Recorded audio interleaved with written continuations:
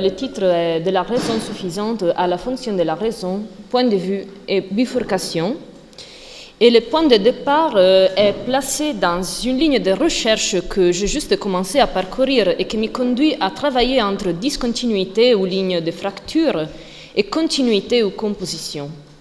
On peut situer ce discours dans le cadre de la réflexion sur l'Anthropocène, qu'avec Stigler, nous avons plusieurs fois nommé comme l'époque limite de l'absence d'époque.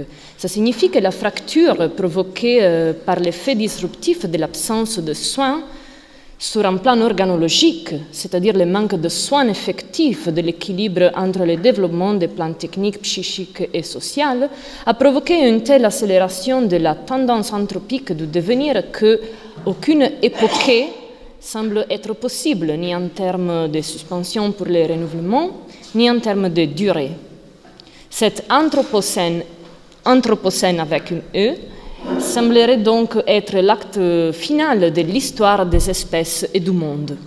Dans son dernier livre, Dans la disruption, Bernard Stiegler s'est demandé comment ne pas devenir fou, comment ne pas rester piégé dans la poignée de cette apparente impossibilité qui semble effacer chaque espoir et avec ça chaque raison de vivre, de croire, d'espérer. Aujourd'hui, pendant cette académie, nous nous demandons comment est-il possible de réapprendre à vivre sans nier les limites auxquelles nous nous sommes confrontés, mais plutôt en explorant ces limites, en premier lieu en tant que limite de la raison, pour aller voir s'il est possible de trouver dans cette limite même le point où la localité, où cette raison puisse recommencer à fonctionner, c'est-à-dire à avoir une fonction qui passe précisément par sa dysfonction, représentée par l'Anthropocène. Cette question peut alors devenir: comment peut-on penser cette localité et comment peut-on arriver à développer des exceptions dans les moments où tout nous semble déjà destiné à se détruire? Ou bien comment est-il possible que ces exceptions locales puissent développer une contre-tendance néganthropique à l'Anthropocène? Tout en partant de ces prémices et tout en suivant les questions centrales du séminaire de cette année, je me suis trouvée à travailler sur deux auteurs liés à bien des égards. Je parle de Leibniz et de Whitehead, desquels maintenant je vais proposer une lecture possible, en m'appuyant entre d'autres sur les analyses que Deleuze proposait dans ses cours sur Leibniz des années 80 et 87, qui donneront l'année suivante vie à son livre Le Pli, et qui vont m'aider à tracer la ligne entre les deux auteurs. Ce que je voudrais proposer à travers cette opération, ce ne sont pas des réponses aux questions que j'ai invoquées, mais plutôt de nouvelles questions à ajouter aux autres, tout comme des éléments théoriques qui puissent enrichir notre analyse. Ça va sans dire que ma lecture va se confronter seulement partiellement avec l'œuvre immense de ces deux philosophes, pour pouvoir suivre une trajectoire tendancielle qui me conduira, comme le titre le dit, de la raison suffisante de Leibniz à la raison comme fonction chez Whitehead, en soulignant quelques éléments qui nous seront peut-être utiles pour être dignes du néganthropocène. Bon, avant de convoquer vraiment ces auteurs, je voudrais vous inviter à toujours tenir en compte qu'il s'agit dans les deux cas de quelqu'un qui est en même temps mathématicien, philosophe et physicien, et que c'est ça qui détermine l'orientation de leur philosophie. Pour les deux, l'ambition est de Whitehead former un système d'idées générales qui soit nécessaire, logique, cohérent et en fonction duquel tous les éléments de notre expérience puissent être interprétés. Et de la même façon, il y a chez Leibniz, et ça c'est une formule de Deleuze, une nécessité de compréhension universelle, c'est-à-dire la nécessité de tout comprendre dans une justification conceptuelle. Pour faire cela, il construit un système de niveaux qui lui permet d'expliquer tout, une sorte de cosmologie pyramidale où il faut bien que tout ait une raison. Il semble donc que soit Whitehead, soit Leibniz mirent à construire des systèmes très ordonnés de relations qui ne peuvent être pas compris, je le répète, sinon comme des expressions des mathématiciens, mais pas seulement, et c'est en particulier Whitehead qui commence son activité de philosophe en dénonçant les périls de ce qu'il appelle la bifurcation de la nature, c'est-à-dire la division du monde en deux systèmes de réalité. L'un, celui des entités telles que les électrons, qui s'offrent à la connaissance et qui est étudié par la physique spéculative, et l'autre qui résulte du concours de l'esprit. Cette citation vient du Conseil de nature. Cette séparation est, selon Whitehead, une violence faite à notre expérience, par laquelle nos perceptions et nos expériences deviennent au terme du processus des additions superficielles à l'ordre naturel, ce qui correspond à la séparation entre disciplines scientifiques et à la limitation de leur discours. L'ambition de la pensée spéculative est de se constituer comme une alternative à ce type de bifurcation. La philosophie, nous dit Whitehead dans La science au monde moderne, doit harmoniser, refaçonner et justifier des intuitions divergentes relatives à la nature des choses. Elle doit insister sur l'investigation des idées ultimes et sur la prise en compte de l'ensemble des éléments qui font notre modèle cosmologique.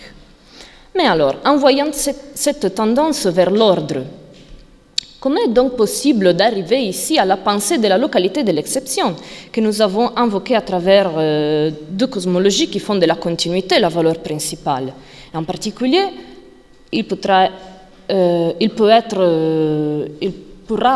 peut-être sembler bizarre d'y arriver avec Leibniz, pour lequel l'ordre précis, grâce auquel tout se tient ensemble, est la raison suffisante.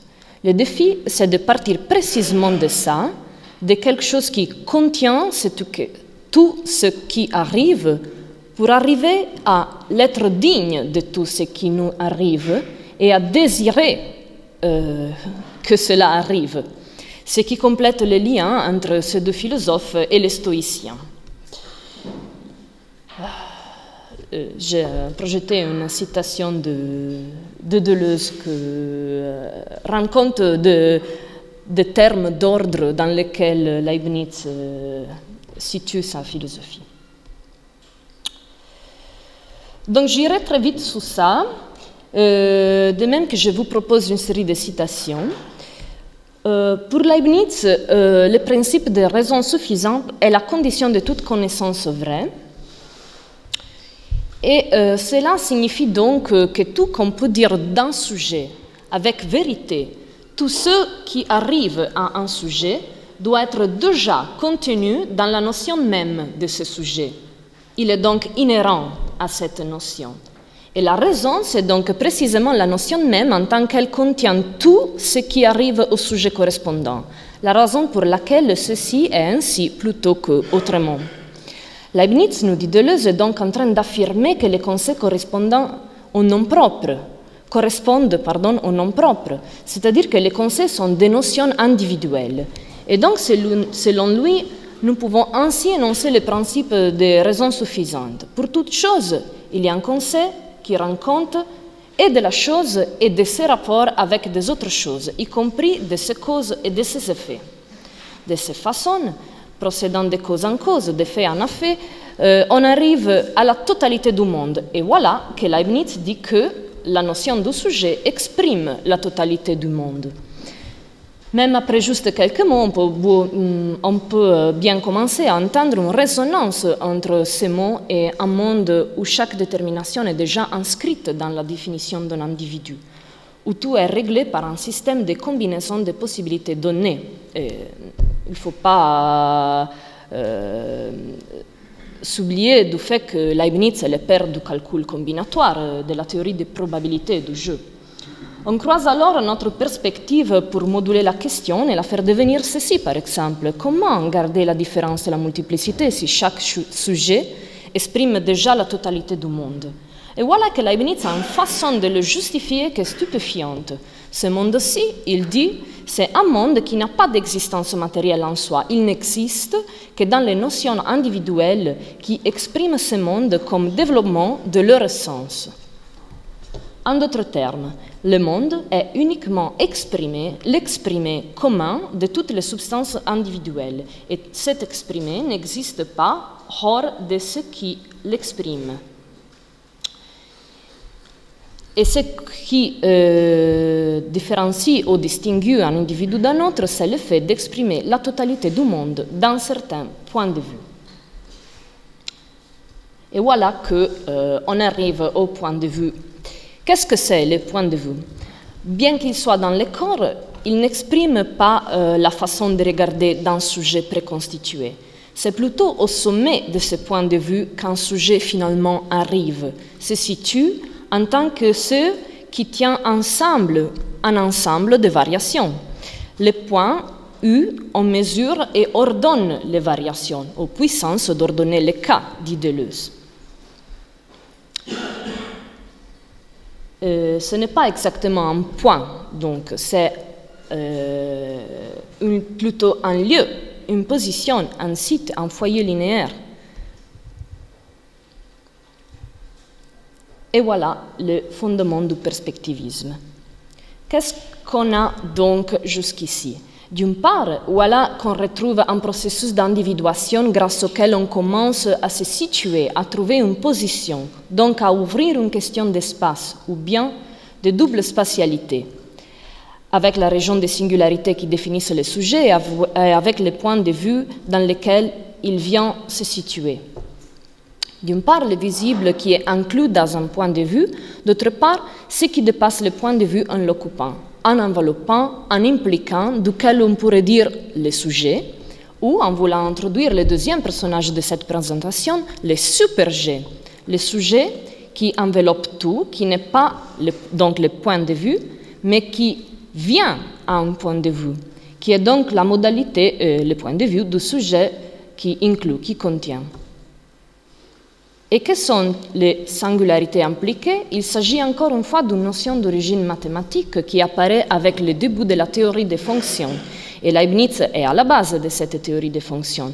En mathématiques, et je vous demande pardon parce que je ne suis pas vraiment super expert de mathématiques, le singulier est ce qui se distingue ou s'oppose au régulier, donc ce qui sort de la règle. Cette position de laquelle les sujets tiennent ensemble ces prédicats qui en même temps sont les états du monde, ou bien les visibles, ou bien les données, est précisément ce que constitue la condition de surgissement ou de manifestation d'une vérité dans les choses. J'ai déjà mentionné ça. Il n'y a pas de vérité sans un point de vue, mais cependant, ce ne veut pas dire que tout est relatif. C'est plutôt un principe de perspective qui ouvre un perspectivisme comme condition de manifestation du vrai, ou, comme dans les romans d'Henry James, un point de vue à partir duquel le secret se découvre. C'est le code de la cryptographie, détermination de l'indéterminé par des signes ambigus. Ou encore, comme le dira Whitehead, c'est le point où le super-G saisit une variation, qui n'est pas une variation de la vérité d'après le sujet, mais la condition sous laquelle apparaît au sujet la vérité d'une variation. Pardonnez-moi. En effet, Leibniz arrive aussi à construire une table de cas qui renvoie au point de vue comme jurisprudence ou art de juger. Il faut toujours trouver les bons points de vue, ou plutôt les meilleurs, sans lesquels il n'y aurait que désordre et même chaos. D'autre part, même si c'est tout à fait nouveau de définir l'individuation par les points de vue, c'est vrai aussi qu'il s'agit là d'un bizarre niveau d'individuation, où les individus sont des unités qui s'excluent l'une l'autre, qui, même s'ils entrent dans des relations, n'ont pas la possibilité de s'influencer l'une l'autre, parce qu'elles contiennent déjà leurs propres principes, selon lesquels ces relations se déroulent et elles-mêmes se développent en poursuivant la consistance de ce que Leibniz appelle le meilleur des mondes possibles. Bien que l'on parle de singularité et de perspective, il semble n'y avoir donc ici aucune liberté, aucune invention, aucun choix, aucun changement possible.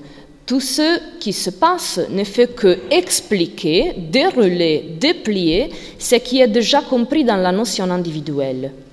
L'enveloppement semble donc prendre une dimension finale, avec une fonction d'inhérence ou d'inhésion unilatérale. Cette inclusion ou inhérence correspond à une condition de clôture ou de fermeture que Leibniz énonce dans sa formule célèbre « pas de fenêtre » et pas de porte, qui pourtant ne se réfère pas au point de vue, mais à ce qui demeure du point de vue, ce qui l'occupe, l'âme, le sujet ou ce que Leibniz nomme monade.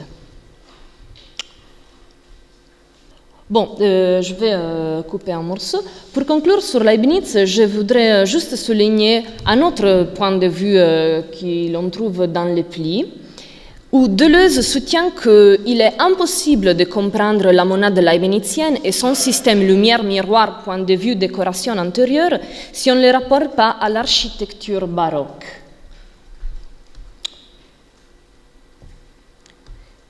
C'est un intérieur sens extérieur, il dit. L'antériorité s'emporte ni fenêtre, c'est-à-dire que tout ce qui est à voir est dedans.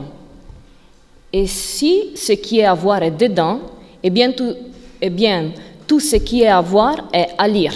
Mais enfin, quel est le corrélat de cet intérieur sans porte ni fenêtre? Le corrélat de cet intérieur, c'est un extérieur qui lui comporte des portes et des fenêtres. Mais justement, c'est là le paradoxe baroque, il ne correspond plus à un intérieur. Qu'est-ce que c'est? C'est la façade. Et la façade baroque est donc la surface qui n'exprime plus l'intérieur. La façade prend de l'indépendance et en même temps que l'intérieur a conquis son autonomie. On arrive donc à se doter des portes et des fenêtres sur la façade, à masquer sa surface pour protéger l'intérieur. On voit donc qu'il y a un type très particulier d'exosomatisation arrive, une exosomatisation qui se situe précisément sur la surface. Il y a donc un problème avec ce type de localité Il y a donc un problème avec ce type de localité qui c'est d'être sans porte ni fenêtre, c'est-à-dire fermé et isolé, mais c'est précisément en forçant ce concept de point de vue que Whitehead arrive à compléter et à renforcer Leibniz, nous offrant une solution possible pour sortir de cette clôture qui a sa propre finalité en soi-même. Chez Whitehead, le déjà nommé super-G se constitue comme une unité préhensive par rapport aux entités actuelles du monde. Ça correspond précisément à Leibniz.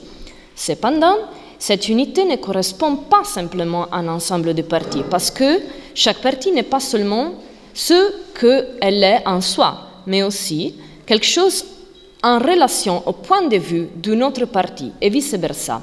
L'aspect de B, vu du point de vue de A, participe de l'essence de A dans la façon où il entre dans sa composition, dit Whitehead dans les sciences du monde moderne. Cela ouvre une nouvelle possibilité de penser la relation et la relativité, où les relations spatio-temporelles sont internes à un point de vue et peuvent donc changer d'un à l'autre. Ce n'est pas donc possible de penser l'espace et le temps en tant que localisation. Voilà. Et une des tâches de la philosophie spéculative sera donc se soustraire à l'emprise de la localisation simple, qui va dire que c'est approprié d'utiliser une même conception de l'espace et du temps et le référer à une localisation particulière. Donc, la localité qui surgit, en se constituant en tant qu'unité subjective comme résultat d'un procès, n'est pas vraiment stable, mais reste toujours précaire dans cette idée de relativité, à se faire entre une multiplicité de données disjointes. C'est là la grande différence entre Leibniz et Whitehead. Les préhensions ne sont pas isolées, mais directement en prise les unes avec les autres, soit parce qu'elles empruntent des autres pour data et forment un monde avec elles, soit parce qu'elles en excluent d'autres et deviennent des préhensions négatives, mais toujours dans le même univers en processus. Tandis que chez Leibniz, elles n'ont pas de relation horizontale entre elles, pas de rapport intramondain, mais seulement un rapport harmonique indirect. Et même la logique de l'événement change, mais je n'ai pas le temps de vraiment y arriver. Donc, en général, je reviens ici. En général, à toute condition de clôture se substitue une condition d'ouverture. Je veux dire chez Whitehead. Toute préhension est déjà la préhension d'une autre préhension, soit pour la capter, soit pour l'exclure. Et la préhension est par nature ouverte sur le monde, sans avoir à passer par une fenêtre. Whitehead présente donc un modèle cosmologique où tous les mondes possibles sont pensés comme autant de systèmes d'organisation qui sont réalisés. C'est ce qu'il veut dire avec l'expression « chaque monde est actuel ». Différemment de chez Leibniz, les mondes réalisés ne sont plus incompossibles. Il y a compossibilité de chaque monde actuel ou de chaque ensemble de lois. Ainsi, deux systèmes fondés sur des règles contradictoires d'organisation ne les empêchent pas de coexister dans la réalité. Et c'est ça la condition par laquelle, selon Whitehead, le changement peut s'engendrer. En effet, un des problèmes majeurs de Whitehead est de rendre compte d'une production permanente de nouveautés dans l'existence. Une nouveauté qui n'est jamais absolue, rien ne vient à l'existence de nulle part, mais qui est déterminée par ce qui existe déjà, par toutes les existences qui composent l'univers. Et la créativité ne devient qu'une opération, celle par laquelle l'univers des existants déjà réalisés s'unifie dans une nouvelle existence. La pluralité qui devient une, les entités actuelles qui forment une nouvelle. On voit que Whitehead part d'une discontinuité disjonctive pour arriver à la continuité, à la conjonction de séries divergentes. Voilà, je coupe un gros morceau. Et alors, il faut bien donc, pour introduire la dernière partie de cette intervention, retourner encore une fois à notre premier souci en le projetant dans sa dimension plus cosmologique. C'est-à-dire, comme c'est possible aujourd'hui dans ce monde leibnizien où tout semble être préordonné, où tout est déjà écrit dans nos livres total de data, qui est gardé pour nous dans la chambre obscure des databases, complément délié de la façade baroque que nous nous sommes construits avec nos portes et fenêtres fictives, avec nos selfies et avec nos portals. Comment est-il possible aujourd'hui de faire la différence par rapport à la tendance anthropique, tout en ouvrant la possibilité d'une bifurcation vers une fiction différente, une fiction performative et constitutive d'exception? Comment est-il possible que les localités qui s'engendrent dans le point de vue ne soient pas renfermées sur elles-mêmes, mais puissent produire à nouveau du sens face à son effondrement? Comment réapprendre à vivre, à bien vivre ou à vivre mieux, plutôt que tout simplement survivre? Donc c'est ici que Whitehead nous vient finalement en aide, et en nous suggérant une piste analytique et critique qui veut rendre compte du changement qui peut se produire dans le passage de la nature au-delà de ce que les formules scientifiques peuvent faire. Une perspective qui joue entre le concret et l'abstrait dans le processus de réalisation du possible, c'est-à-dire de l'émergence du nouveau par rapport au simple passage du devenir. Et maintenant je vais reparcourir des morceaux de la fonction de la raison, et je m'excuse parce que je n'ai pas pu trouver le livre en français, donc je vais vous proposer des citations en anglais. Bon, le but de ce livre, qui est basé sur des conférences données en 1929, c'est de spéculer sur le fait que la tendance de l'univers, telle qu'elle est directement observable, semble être sans doute dirigée vers la destruction et la décadence de l'énergie. Mais il fut peut-être un temps, nous dit Whitehead, où la tendance dominante a sûrement été celle de la formation de protons, électrons, molécules et d'autres corps, et de cette impulsion par laquelle l'énergie de l'univers était en croissance. Cette tendance est peut-être encore là, même si sa présence est voilée, et donc hors de portée de notre observation. Où est donc il possible de découvrir ou bien d'observer cette contre-tendance?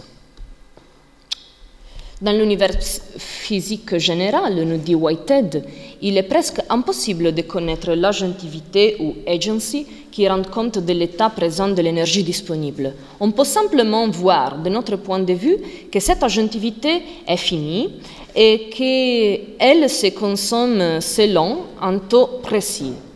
Si on veut arriver à voir la contre-tendance, cela est encore plus difficile. Pour pouvoir l'imaginer, il est donc beaucoup plus facile de commencer par observer le corps animal, où il y a au moins une appétition qui a une tendance à la hausse. Mais l'appétition peut être engendrée par chance et nous conduire en impasse. Cette appétition doit être donc dirigée et c'est en cela que la raison à qui ça fonctionne d'être un agent sélectif. C'est évident qu'au centre de tout cela réside encore une fois la question de la fonction, qui signifie ici la façon de fonctionner des parties qui sont interconnectées comme dans un organisme. Et c'est une philosophie de l'organisme que Whitehead cherche à développer et qui reprend du fonctionnalisme typique du pragmatisme à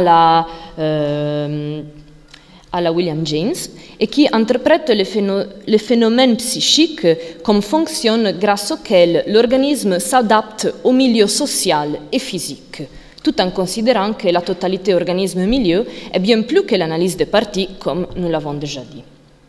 Même s'il faudrait ici étendre cette philosophie de l'organisme à l'auteur d'une organologie, et il faudra vérifier si cela c'est possible depuis Whitehead ou si c'est nécessaire de lui faire un saut.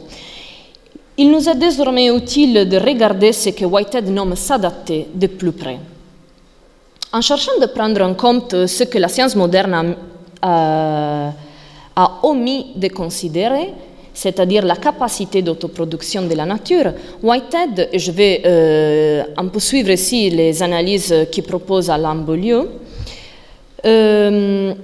Whitehead se situe d'une manière ouverte contre les paradigmes évolutionnistes, au point que dans le chapitre de la science et le monde moderne consacré au XIXe siècle, il ne mentionne même pas Darwin, en se justifiant comme ça. Aucune évolution n'est nécessaire, car un système de relations extérieures est si bon que n'importe quel autre. Il ne peut y avoir qu'un simple changement, sans but d'utilité et sans progrès. En d'autres termes, l'évolutionnisme émergent suppose une incapacité de la pensée mécanico-scientifique à saisir l'émergence de la nouveauté vivante et l'imprévisible d'après l'expérience antérieure. Le mécanisme d'adaptation est donc ce qui est considéré par les théories évolutionnistes comme facteur décisif dans la lutte pour l'existence, nous dit Whitehead, mais on ne peut pas penser que la survie du plus fort soit suffisante. Un aspect fondamental, c'est que les animaux ont toujours attaqué leur milieu en constituant et en modifiant plusieurs choses. Il y a pour cela, ça se passe pour une triple raison, que c'est 1. Vivre, 2. Vivre bien, 3. Vivre mieux. Ça, c'est la fonction primaire de la raison, selon Whitehead, la gestion de la propension à modifier ou attaquer les milieux avec la raison même en tant que facteur de l'expérience qui dirige et critique l'urgence d'arriver à un but qui est réalisé dans l'imagination mais pas dans les faits. Dans d'autres termes, c'est de Bernard Stiegler, l'enjeu est la mesure de l'hubris des mortels qui les conduit à produire des artefacts et d'autres modifications. Nous pouvons donc considérer la raison, nous dit Whitehead, comme ce qui nous permet de passer au concret, de réaliser nos rêves dans un processus d'actualisation qui fait de l'image un propos et puis un fait. Si l'on admet la catégorie des causes finales, dit Whitehead, nous pouvons définir la première fonction de la raison comme construction, emphase et critique des causes finales et de la force de finalité qui les compose, tandis que la seconde fonction de la raison sera de transformer ce vivre dans un bien vivre et le bien vivre dans un mieux vivre. La première est une raison pratique qui cherche une méthode de survie qui accomplit les tâches et se donne des propos. L'autre, une raison spéculative dominée par la curiosité, par le désir de comprendre l'expérience. Les contacts et la coopération entre les deux est ce qui donne impulsion à la tendance à la hausse des progrès noétiques aux énormes avancements de la technologie. Le seul obstacle de la raison est la fatigue ou paresse qui transforme la tendance à la hausse dans un changement circulaire, sans nouveauté, basé sur le simple vivre, sans aucun effort pour vivre mieux, ce qui représente une décadence prolongée où la complexité de l'organisme décline dans des formes plus simples, qui sont les préhensions négatives. Et cet aspect, nous dit les philosophes, correspond parfaitement à ce que nous disent les lois de la physique, ce que nous pouvons observer dans le monde. Cependant, nous dit Whitehead, l'explication de ce phénomène en termes purement physiques n'est pas suffisante. Quelconque système, une fois confronté avec des données empiriques, n'est pas suffisant. Est échu dans son inclusion au point que si on tient purement aux lois de la physique, il n'y a en effet pas de contre-tendance. Il semble donc nécessaire de renverser l'analogie et de penser qu'il y ait en quelque forme baisse diffuse d'opérations de la raison qui représente la contre-tendance grâce à laquelle l'univers tend à exister, même dans le monde physique. Et si la fonction de la raison procure l'agentivité nécessaire pour l'affirmation de la tendance à la hausse dans l'évolution animale, la même tendance doit être expliquée du point de vue de l'univers physique. Donc, il dit, si nos formulations scientifiques montrent un univers en dissipation, nous avons besoin d'une contre-agentivité pour l'expliquer vraiment et pour montrer la relativité de sa dimension spatio-temporelle. C'est donc toujours un jeu entre ces deux dualités que oriente la pensée, un jeu qui est en relation avec toutes les différentes dualités ou jeux de dualités de notre univers. Et qu'il faut chercher à travailler avec un concept ou bien une logique qui puisse rendre compte des deux des dualités, qui puisse dépasser la logique oppositive ou la séparation non éthique des couples qui souvent font partie de notre expérience. Selon Whitehead, la cosmologie serait la façon de construire cette logique, par laquelle le cosmos n'est pas interprété comme quelque chose qui se détache graduellement du chaos, mais il coexiste à la possibilité du désordre. Mais donc, ce ne serait pas une sorte de pharmacologique à se dérouler, qui nous parle du jeu continu et processuel de deux tendances, où il n'y a aucune substitution ou renversement définitif, mais plutôt la création d'un lien, d'une coopération qui ne les élimine pas. Je veux donc terminer sur ce point. Le passage de Leibniz à Whitehead, et il serait aussi nécessaire de passer par Nietzsche, son renversement de perspective avec lequel Paolo a terminé son exposé, a été fondamental en tant qu'illustration du passage qui doit être accompli par notre pensée afin de réussir à imaginer spéculativement cette localité avec son propre point de vue, avec son espace-temps, avec ses relations. Nous arrivons donc à voir le point de vue comme un processus qui possède une relationnalité propre et déterminable qui advient dans un présent local ou présent immédiat de la multiplicité dans laquelle il est inséré. La détermination rationnelle d'un processus ne vaut toujours qu'en fonction de la relativité de ce présent local, parce que, conformément à la théorie de la relativité développée par Whitehead, le temps devient lui-même une donnée variable relative à la vitesse d'effectuation des processus qui peuvent se situer dans plusieurs moments différents à la fois. Donc, si le monde de l'ordre et de la raison suffisante de Leibniz nous indique une tendance très proche de ce que nous pouvons expérimenter et très intéressante dans ces tentatives de proposer la composition dans la multiplicité, pour Whitehead, la confusion ou le désordre est un élément possible et aussi déterminant pour l'univers que la possibilité qu'ont les choses de s'harmoniser ou de s'ordonner entre elles. Il n'y a pas de raison de concevoir le monde réel, soutient Whitehead, comme purement ordonné ou purement chaotique. La coexistence des possibilités de l'ordre ou du chaos implique une conception de l'harmonie qui exige la coordination convenable du chaos, du flou, et où l'univers fait de ces oppositions des éléments de la nature des choses irréductiblement présentes.